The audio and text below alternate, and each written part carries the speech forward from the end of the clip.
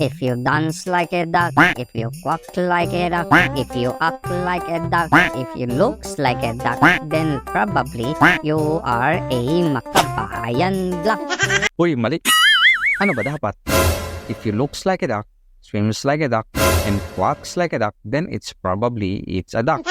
Ganon din yun. Ano ba ang point mo? Bakit ang lalim mo?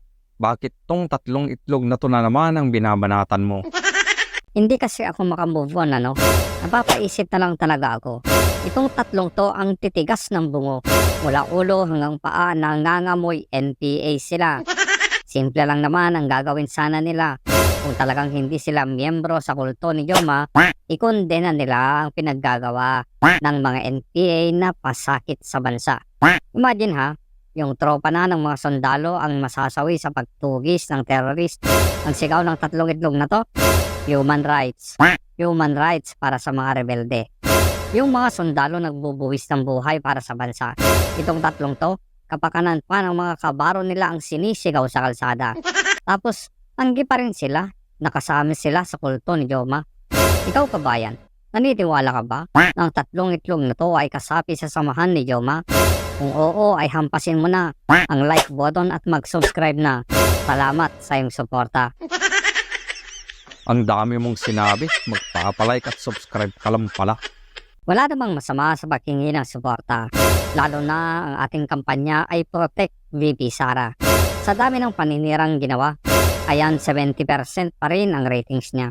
Sa dami ng paninirang ginawa, ayan, nag-hiking lang siya. Sa dami ng paninirang ginawa, ayan, nag-almusal ng fishball at kwek-kwek sa kalsada. Sabi nila, ang dami daw arte ni Sara.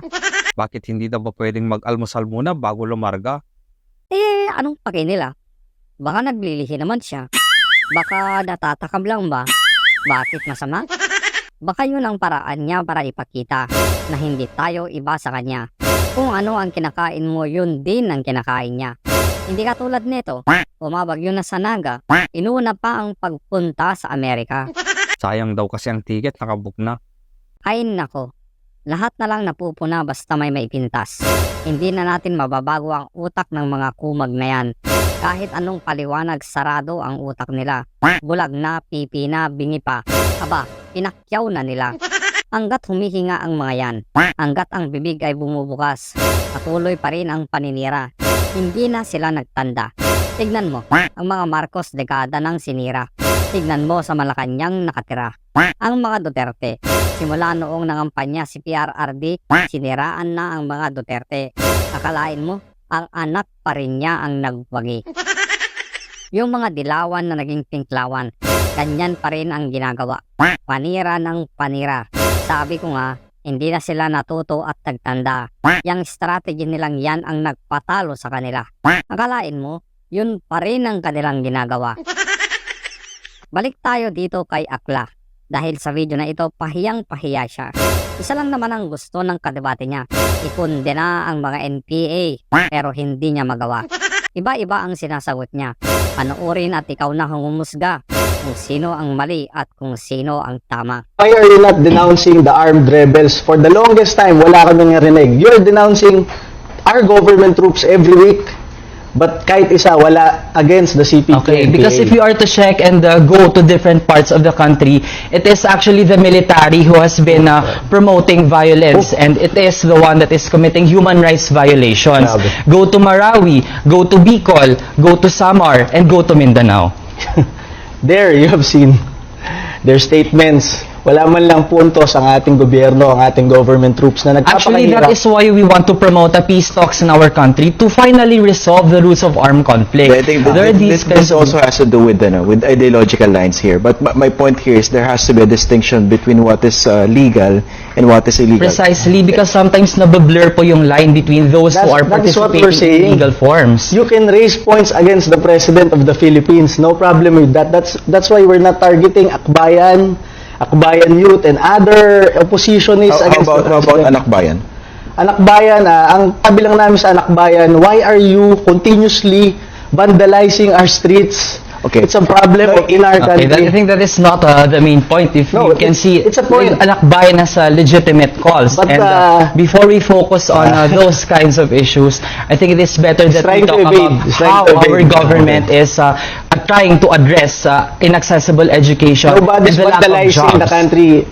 Yung mga radical leftist groups lang. And vandalism is an ugly mark of Okay, so deterioration. it is nice that the NYC has points about that, but it's not issue statements about real issues is for one the of the- Filipino one of people. the My issues. next We are question looking here that. for Ronald here is this contained in an actual order or this is more of a press statement?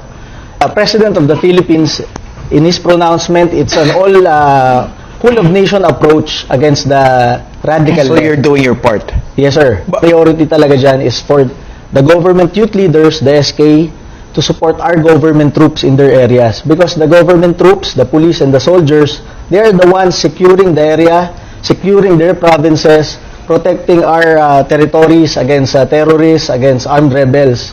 Kaya nire-raise ko, every week you have the capacity to rally against our government troops, but for the longest time, wala naman naririnig ang Philippine society na nagrally kayo against the armed rebels of our country. Kahit yung point lang I think ngayon. pabalik-balik na lang din Hindi po yung kasi point hindi nyo- nating National hindi nyo Youth kasi- Commission. you're We trying are to to evade. check the wide array of issues yeah. affecting the youth and the Filipino people. Wala po tayong naririnig na statement or any press release from the National Youth Commission about that. At sa ngayon, no, ay very active sa ganitong kinds of propaganda yung not National Youth propaganda. Commission. Kaya yung Kahit sinong presidenteng umupo, lagi naman nilang nilalabanan, sige, okay lang yung part na yon. Kaya nga namin sinasabi, kahit labanan nyo ang presidente, okay lang. But kahit sinong presidente ang umupo, hindi man lang kayo nagre-raise ng punto laban sa armed rebels na pumapatay, nanununog ng cell sites na ginagamit ng milyong-milyong Pilipino, pumapatay ng mga sundalo at pulis, kahit isang statement, wala. Bakit ganun? Okay, sa ngayon po, nasa panahon po tayo na yung ating government ay binablur yung line between legal and illegal means of action. Gusto pa nga pong itago yung ginawang profiling ng mga teachers natin sa Alliance of Concerned Teachers at kahit yung ating kapulisan ay nahihiya na aminin yung kanilang ginagawa. So if you're, let's say, talking about injustices, for example, atrocities by different parties, whether state party or let's say other organizations, yung specific incident that you mentioned, the burning of cell sites, let's say, for example, some people might find this question naive, but that is also a legitimate concern. Bakit yun hindi nyo binabanatan? Yeah. Actually, yun yung ating gusto mangyari na matuloy na rin yung peace talks sa